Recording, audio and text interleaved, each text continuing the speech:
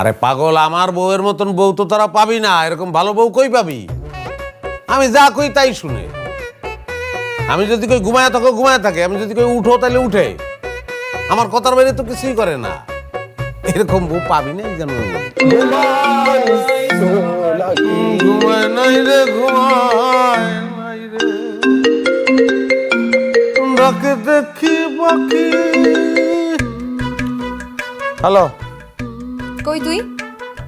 আমার একলা ঘরে রেখা কই গেছস?